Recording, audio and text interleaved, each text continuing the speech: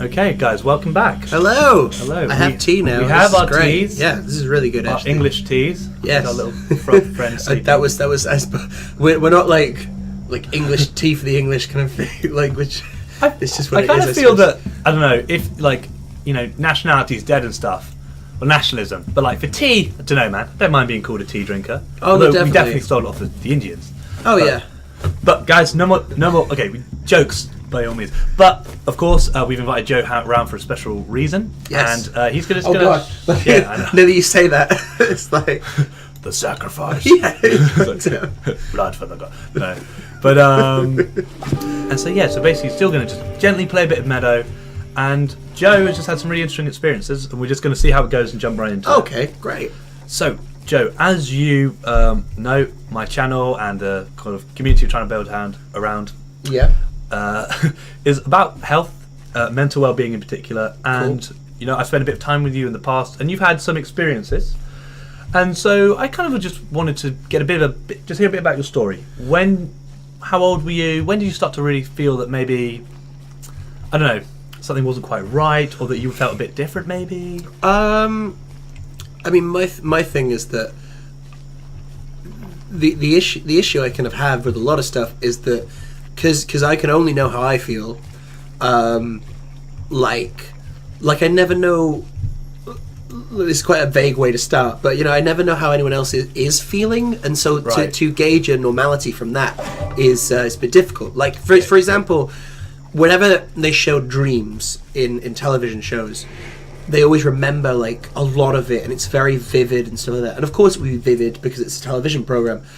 But I'm always like, we don't dream like that, do we, guys? Because I don't hugely. Like I've got snippets, but I don't dream that vividly, really that much. But other people are like, yeah, I dream like that. So in fact, I don't know in terms of feeling different or something that wasn't quite right. And that's the issue is sort of like it is what is the normal on that scale? What is the average to be above and below? I find I'm quite funny because like when you have a normal conversation, it sort of just leads into it naturally. I'm finding this is a weird way of trying to open with it.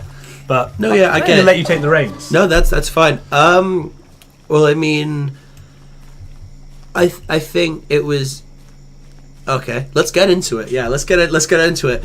I suppose it was. I think I'd always felt kind of a bit like down about stuff, but I always took that as like that's what normally happens. Like a very few, like occasionally you kind of feel down about stuff, and then there was this point in like the end of my university experience where it just sort of like all culminated in this sort of like if it was a dam and like little sort of bits of water had been escaping from the dam but like not a lot, then that kind of dam burst to an extent, and it was just sort of like, oh god, and at the time I picked things to kind of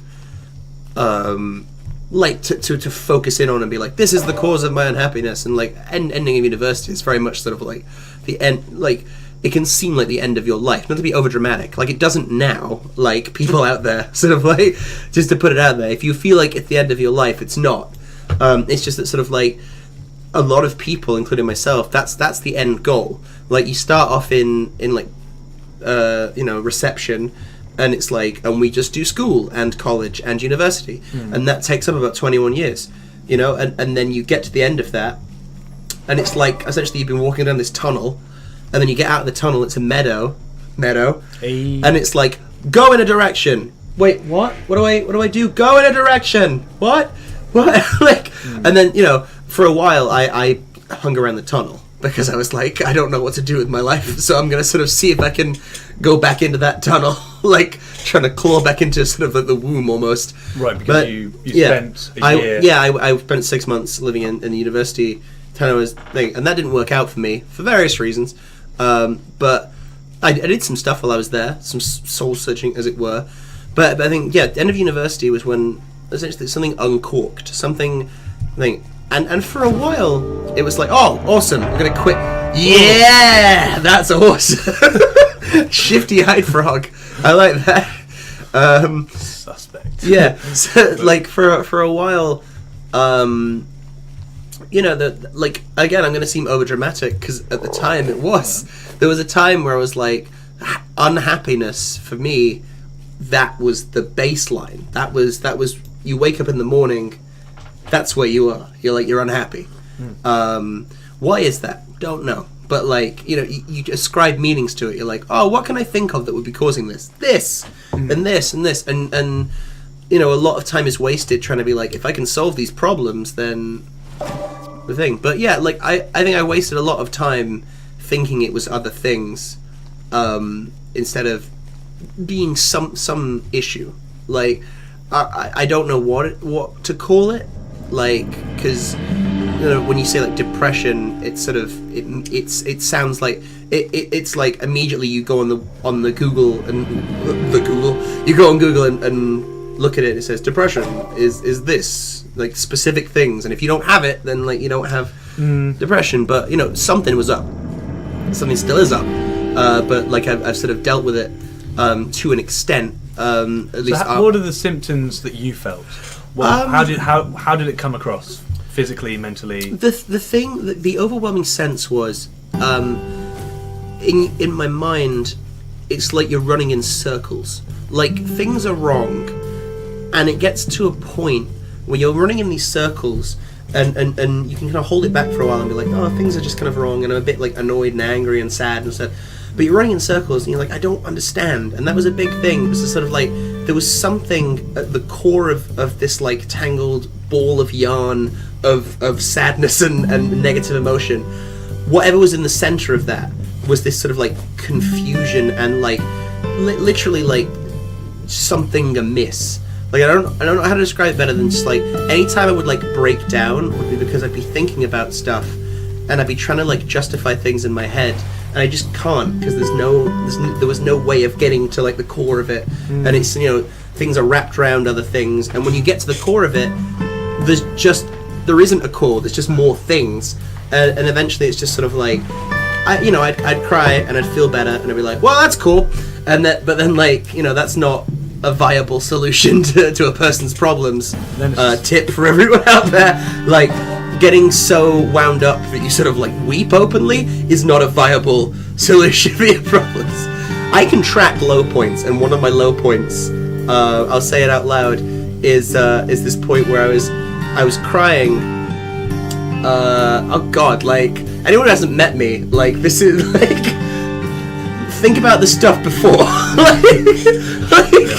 No, I was crying, and sure, no one will be judgmental. No, hopefully not. You're a dick. Yeah, this is the internet. Like, fucking, like, no one hates it. I was crying in front of this kind of girl that I had been seeing and that I broke up with, and sort of like that I was essentially a cock to for a while. Sort of like, you know, sort of I'm definitely in the place right now where it's like I was a cock, still am, like, kind of, you know. Like, when you mean you were a cock, as in you were a dick, or you were being used? Like, I can't tell. You were being a dick, or you were being a penis. Yeah, exactly. Negative emotion leads to essentially me sort of, I don't know what,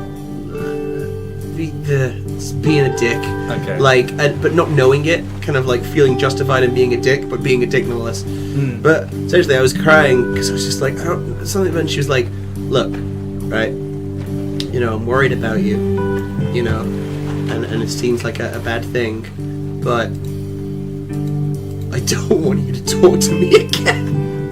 Like, at least not for this long, until we absolutely have to talk to each other. I don't want to touch you again." And that's, for me, one of the lowest points of my existence is me openly crying to someone and then being like, I don't want to speak to you.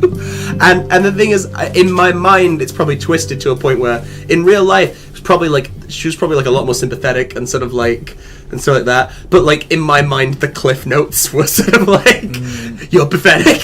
Like, but yeah. That sounds really hard. Oh yeah, like, but it's you know, you've got to, like, I think the thing is, everyone has their own ways of dealing with stuff, and I think for me, one of the big things that I don't understand how to really get behind is this idea of like, think of people who have it worse than you, and then you'll feel better. And it's like, oh sweet, so now I feel sad and guilty. Like, thanks. those kids in Africa do have it bad, and now I feel like a dick for sort of like feeling. And I think that's a really common symptom, especially in like the Western world as well. Is when we have these issues, we instantly draw comparisons, and then we're just like, I mean, this thing is like I've met someone, and I won't say who it is, but sort of like I met someone who at one point was like. The person was like, my brother has depression, and his depression is so much worse than mine that I feel bad for having it. Like the lesser amount that I have. And I was like, that's, never compare it. But just like, can you imagine that? Like, it's like, you've got, your arm is chopped off, but you're like, but my brother, he's a double amputee. So it's like, feels bad complaining. It's like, no, you have a right. One of the best pieces of advice I was ever given, and it's going to sound really simple and also kind of difficult because a lot of it is based on inflection, but a smart person once told me that the worst thing that's ever happened to you is the worst thing that's ever happened to you. And I'll explain what that means, because at the moment I've just said the same sentence twice. If you live in like a room full of cushions for your entire life, and then you leave one day and you stub your toe for the first time, and that is literally the worst thing that's ever happened to you. Like, if you see that, you could be like, oh, come on, like, people are dying, like, how dare you get so worked up about stubbing your toe? But that's literally, that's the worst thing that's ever happened to Pillow Man, who's lived in this pillow room. And, and less time should be spent, kind of comparing it and being like, oh, there's only one person in the world who's allowed to feel bad, and it's the person who has it worst, whatever. Then should be just like, we all have problems, let's help each other deal with them, and like, because mentally we all take things a different way, like, but people don't really want to do that. People want to be like, oh, stop being big girl's blouse about it. Stop being a Jessie. These are all things that in my childhood in the North, like, were statements that are said. And you don't think about it till you're older. It's like, I suppose, it's like, if you mentally can't deal with something, you can't, like, shame a person out of mentally not dealing with something. That just makes it worse. I have a tendency to just sort of like tangent on to a point where I don't remember what the starting point was. But I seem to have explained a very, I think, very sad moment in my life, and hopefully explained some stuff. No, you're pretty sad. Yeah, and also, I think it was pretty good, especially it was really. Oh, I fell on my belly. That's interesting. It leads back to your first point. It's saying that you can't tell how other people feel. Yeah. Therefore, you don't know what's normal. In my sort of weird preamble, and same that I'm completely with you in that everyone is different. It's pretty hard, I guess, in a sense, not to judge, because we are just these judging, but I mean, we have to work out that reality. Not to sound pretentious, but reality is that's really cool. Reality is subjective. Yes. And like, sort of, I've tried to get into the habit recently of being like, people aren't all bad or all good. People are bad at certain times and good at certain times. Like, because it's too easy to be like, that person was a dick to me today, they're a bad person forever. Because I too quickly then turn, because then they'll be like, they were nice to me today, I'm such an idiot, I thought they were so bad, and then a dick to me the next day, and I'm like, how could I have been so wrong to turn my opinion when actually they are a dick. And also, I was gonna tag that story about someone being like, I don't want you to talk to me anymore. I don't see that person as at fault in that story. Like, that's just a player of that story, and like, sort of, and I wouldn't expect them, and I don't want them to feel like in any way bad. I don't want to feel good about it. Like, definitely not the opposite. But like, I don't. Well, who are we chasing? Who is it? I think it's a rabbit. They're too fast! It's too fast. Oh man, but we can swim faster than them. Swim. We can... No! They're curses! There's a bear, we'll get him. Ah, well. Yeah, Aha! You ain't Stupid rabbit! You can't jump like a frog! Which makes no sense, because, like, we're both known for jumping. Yeah, I mean that's... subjective reality. You don't... you only see it as you see it, it's like the whole thing of like, is my blue the same as your blue? Like, you know, you see a situation in a far different way to someone else, and it will be the same situation. You know, This frog. Shifty eye frog. Yeah. Well, sorry to pray, but just to backtrack a little bit. Go for it. You felt please do. Did you feel that this moment that you had with the girl, was that the culmination? You think of like? Would you say that was the peak? That thing is. That's something that was like, wow. That this is sticks really... out in my mind as an incredibly low point, which at the time it didn't necessarily, but now it kind of does, because I look at it and I'm like, oh God, like, you know, like that happened. That was a thing. Like, you know, that's the kind of experience that a character in a TV show talks about being their sort of like sad backstory. Yeah. But it was by no means my lowest moment in terms of feeling. It was just, to me, like, publicly weeping in front of people is something that sort of like naturally my kind of shame glands would sort of like and take that probably away. Unexpected, I imagine, as well. Your reaction. Just I mean, I was drunk, you know, as you know, not an excuse, but a sort of like a slight explanation as to sort of like, I think if I was sober, I would have run away a bit more. But yeah, it was a low, it was a very low moment, you know, in terms of it all, and like, and that relationship, how it ended, still is like not amazing, because like I feel like I was unforgivably a dick at the end of it, and that there's something very hopeless about feeling that like like Panda. I'm sorry, Panda.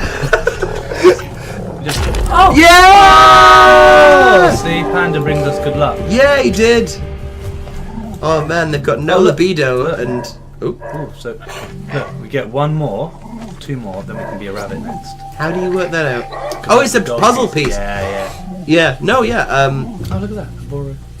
Borealis. Or Bora something or other.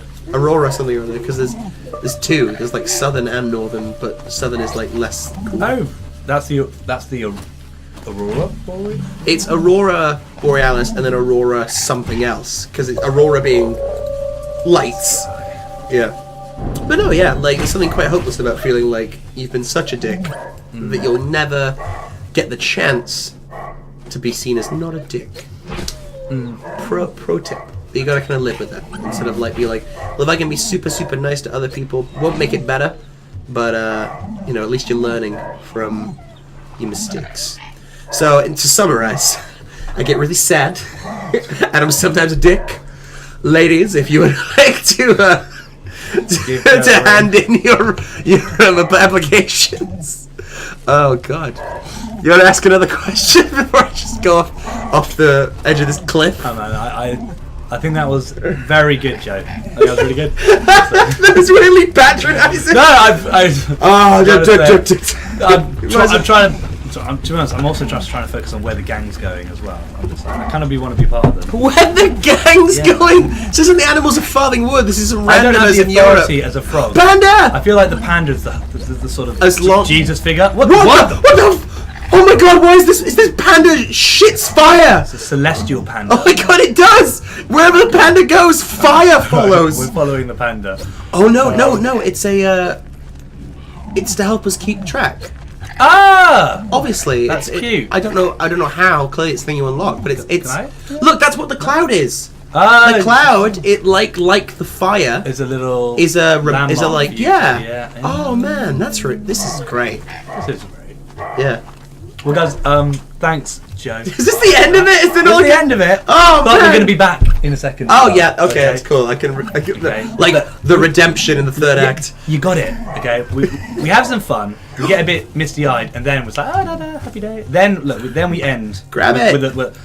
That's how we end. There we go. Cheers, guys, and we'll see you in a second. Bye bye.